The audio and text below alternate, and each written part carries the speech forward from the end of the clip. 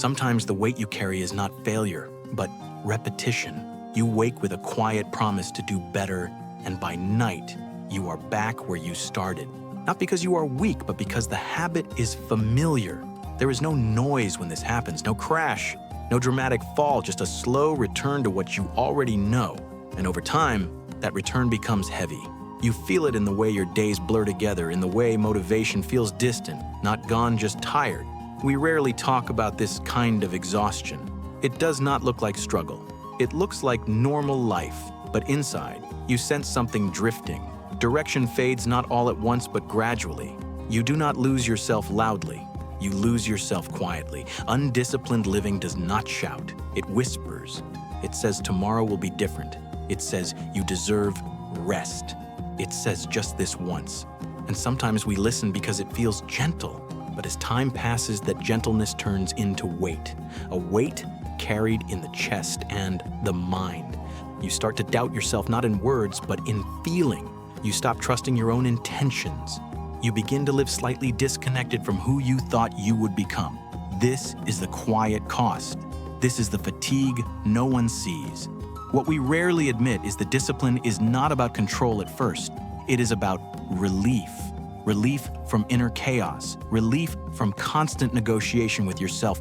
Long before Miyamoto Musashi became a legend, he was a man surrounded by disorder. His early life was restless, violent, and unfocused. He chased strength without direction, victory without clarity, and it left him unsettled, not fulfilled. He discovered something many of us face later. Power without discipline is noise. Movement without focus is confusion. The real battle was never outside. It was the mind pulling in too many directions. Musashi did not change by forcing himself harder. He changed by becoming still, by observing his impulses instead of obeying them, by choosing fewer actions with greater intent. Discipline for him was not punishment, it was alignment, a way to remove what was unnecessary so what mattered could breathe. When you look closely, this is what undisciplined living lacks. Not effort, but clarity. Not desire, but direction. You are not broken. You are scattered, and scattering creates weight. When your actions do not match your values, the body feels it. When your days lack structure, the mind becomes noisy. Discipline is simply the act of bringing these parts back together. It is not harsh, it is honest. It asks who you are willing to be when no one is watching. It asks what you repeat, even when it feels small. In truth, discipline begins the moment you stop trying to become someone else and start supporting who you already are. It is not about becoming rigid, it is about becoming grounded. And as this understanding settles, something softens, the weight shifts. Not because life becomes easy, but because you are no longer divided. You move with yourself instead of against yourself. And that quiet alignment is where real power begins. It is subtle at first, but it prepares you to listen deeper and step forward with steadier purpose in the next moment. We often misunderstand discipline because we learned it through pressure and fear. We were told it was about forcing ourselves to behave, about denying comfort, about becoming hard. But in truth, discipline is softer than that, quieter, more personal. Musashi never treated discipline as punishment. He saw it as respect. Respect for his own time, respect for his mind, respect for the limited energy he was given each day. Discipline was not something imposed on him. It was something he chose in private. Sometimes it looked simple, waking before the world stirred, not to impress anyone, not to prove strength, just to meet the day before noise arrived. Sometimes it meant choosing silence over distraction, letting thoughts settle instead of filling every gap with sound. These were not heroic acts, they were agreements, small promises made quietly and kept without applause. What we rarely admit is that discipline feels different when it comes from care instead of force. It feels grounding, almost kind. You are not pushing yourself forward, you are holding yourself steady. There was a time many of us remember when life felt clearer, not easier, just clearer, when attention stayed with one thing at a time, when moments were not constantly interrupted. We did not call it discipline back then, we just felt present. As time passes, that presence fades, not because we became lazy, but because focus became expensive. Every sound pulls at you, every screen asks for attention, and slowly the mind fragments. Musashi understood this cost long before our age of endless distraction. He knew that focus once lost is not easily returned. not because it is gone, but because we forget how to protect it. Discipline was his way of guarding attention like a blade kept sharp through care, not force. In truth, discipline is simply deciding what deserves your awareness and what does not. It is choosing where your energy rests. When you lose this choice, life becomes noisy, even when nothing is happening. You feel tired without effort, busy without progress. The days move, but you do not. And the quiet enemy is not laziness, it is drift. Drift steals your direction without warning. It does not announce itself. It just pulls a little each day. Discipline gently resists that pull, not through aggression, but through consistency, through showing up again and again for the same simple commitments. Over time, something changes. You trust yourself more. Your thoughts become less crowded. Your actions begin to line up with who you feel you are inside. This is identity taking shape, not through grand decisions, but through repeated care. Discipline becomes less about what you stop doing and more about what you protect. Your focus, your clarity, your inner space. And as this settles, you begin to sense the true threat. Not effort, not struggle, but the silent loss of focus that waits patiently for the unguarded mind. Focus is often mistaken for intensity, but it is something quieter than that. It is the ability to stay, to remain with one thought, one task, one feeling, without running away. Musashi understood this deeply. In battle, he did not rush his strikes. He waited. He watched. He stayed present while others scattered their attention. The same battle happens in your daily life, not with swords, but with moments. You sit down to work and the mind begins to wander. A thought pulls you away. A screen lights up. A memory surfaces.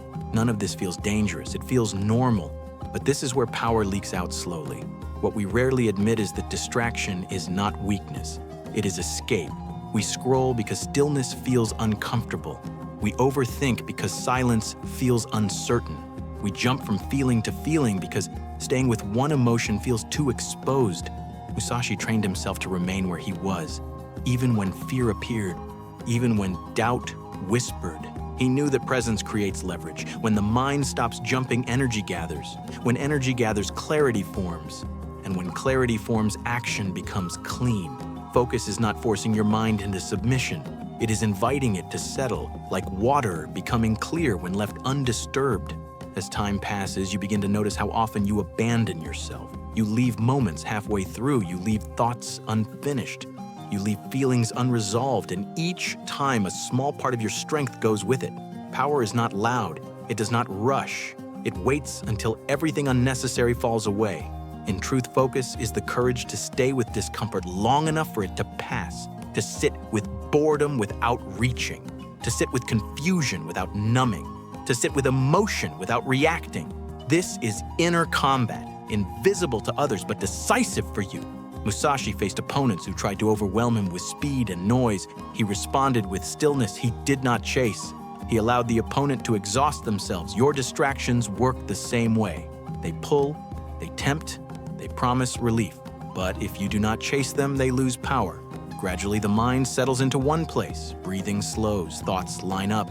You feel grounded again. And then something subtle appears beneath the focus. A quiet tension, a hesitation, fear of failing, fear of feeling, fear of seeing yourself clearly. This fear is what breaks focus before anything else.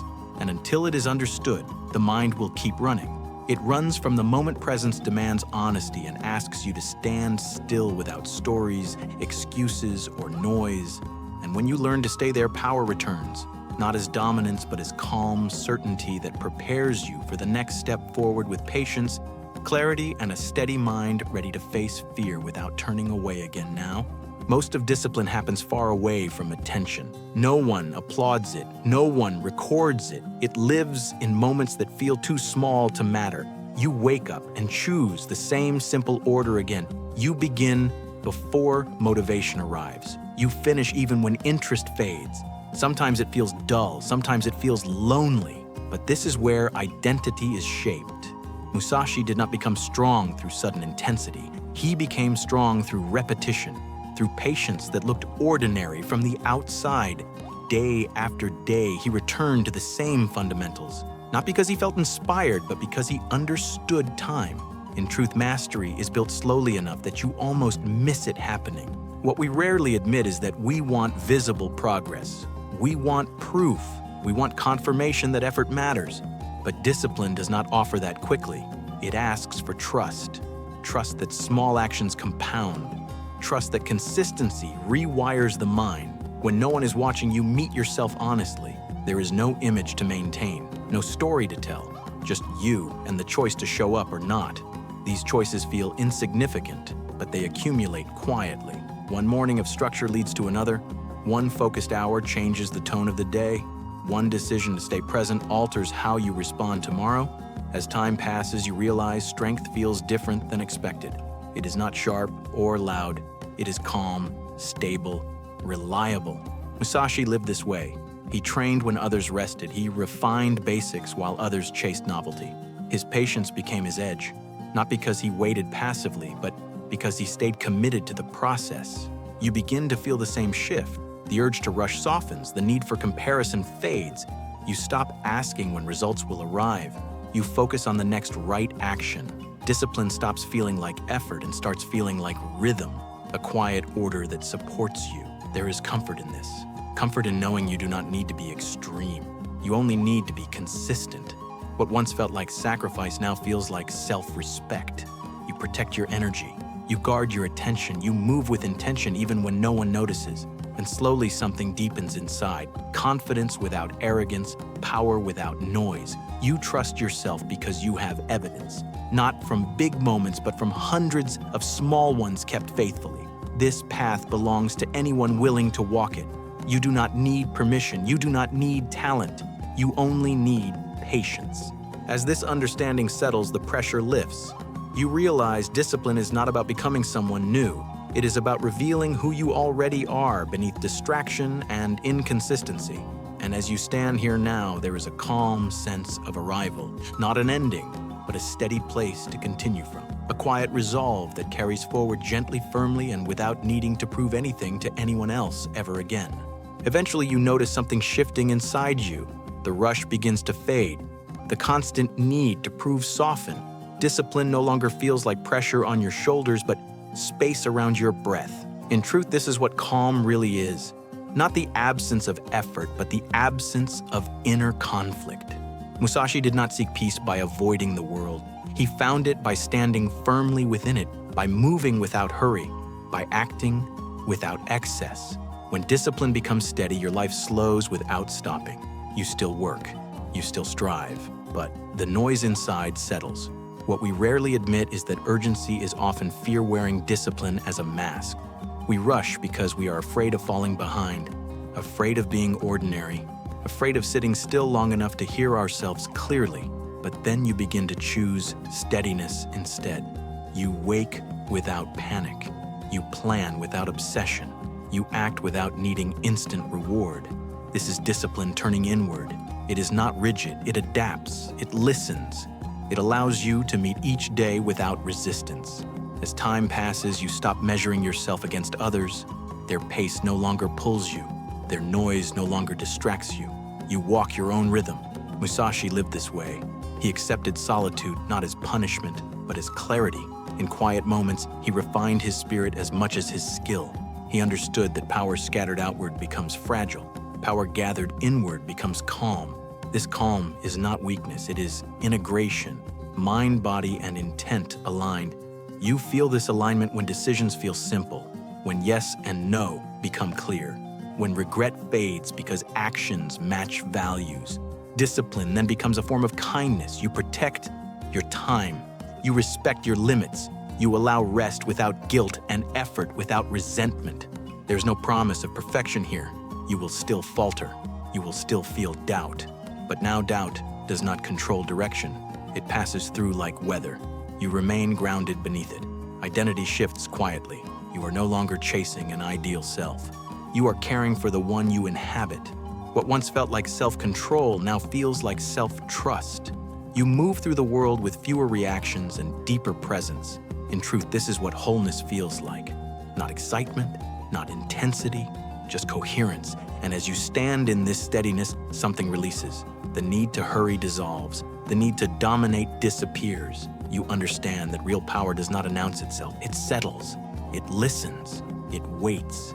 And in that stillness, you finally feel at home within yourself, carrying discipline, not as a burden, but as a quiet companion, guiding each step forward with balanced patience and a calm strength that asks nothing more as you continue walking this path slowly, deliberately, and without comparison, trusting repetition over urgency, honoring effort over appearance, allowing days to be uneven while staying loyal to direction, knowing that calm, earned through discipline, becomes a refuge you can return to again and again, even when life grows loud, uncertain, or demanding, reminding you that steadiness practiced daily shapes a life that feels honest, grounded, and quietly strong enough to endure change without losing itself in moments that once felt overwhelming, now met with breath clarity and patience intact within